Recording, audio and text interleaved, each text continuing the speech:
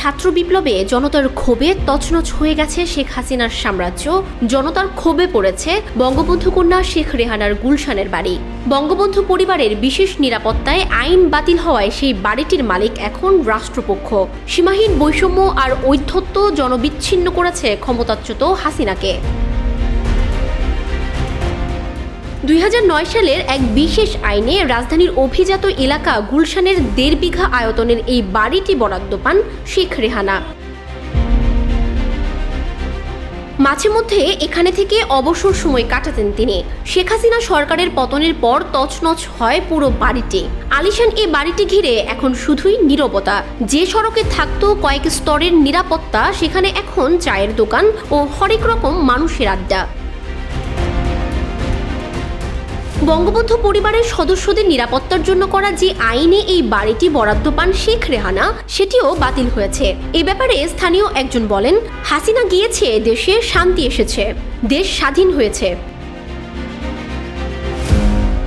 আওয়ামী লীগ সরকার প্রধানের ওপর ক্ষোভ প্রকাশ করে অন্য আরেকজন বলেন, জনগণের খবর বাদ দিয়ে যদি তার নিজের খবর রাখে তাহলে তো হলো না।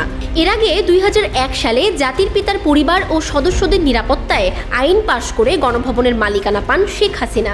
পরে তা বাতিল করে বিএনপি সরকার।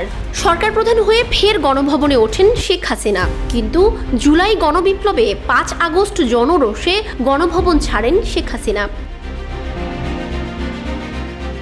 ক্ষমতাসীনদের দখলদারিত্বের এমন আচরণকে বৈষম্যমূলক আখ্যা দিয়েছেন দুর্নীতি বিরোধী সংগঠন ট্রান্সপারেন্সি ইন্টারন্যাশনাল বাংলাদেশের নির্বাহী পরিচালক ডক্টর ইফতেখারুজ্জামান। তিনি বলেন, ক্ষমতার অপব্যবহার যখন শুরু হয় তখন এটি মাদকীয় আকর্ষণের মতো মনে হয়। যখন এমনটি শুরু হয় তখন বিভিন্ন রকম আইনি ধারা উপধারা সৃষ্টি করা হয়। আইনজীবী ব্যারিস্টার জ্যোতির্ময় বড়ুয়া বলেন, যে আইনে এ বাড়ির নিরাপত্তা ব্যবস্থা করা হয় তা অসাংবিধানিক।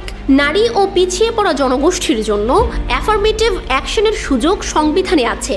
বঙ্গবন্ধুর পরিবারের সদস্যরা না তো পিছিয়ে পড়া জনগোষ্ঠী, না কেবলমাত্র নারী ক্যাটাগরিতে দেয়া যাবে। এই সুবিধাগুলো দেওয়ার ক্ষেত্রে সাংবিধানিক বৈধতা ছিল না। আগামীতে এমন ঘটনার পুনরাবৃত্তি ঠেকাতে রাজনৈতিক দলগুলোর শুভ বুদ্ধির প্রত্যাশা এই আইনজীবীর। এর আগে বঙ্গবন্ধু কন্যা শেখ রেহানাকে প্রতীকী মূল্যে গুলশানের 1.5 বিঘা আয়তনের এই বাড়ি দেয় গৃহায়ন ও গণপূর্ত মন্ত্রণালয়। সে সময় পরিত্যক্ত বাড়ি হিসেবে তালিকাভুক্ত গুলশানের 84 নম্বর সড়কের NEL 10 নম্বরের বাড়িটির প্রতীকী মূল্য ধরা হয় 1001 টাকা।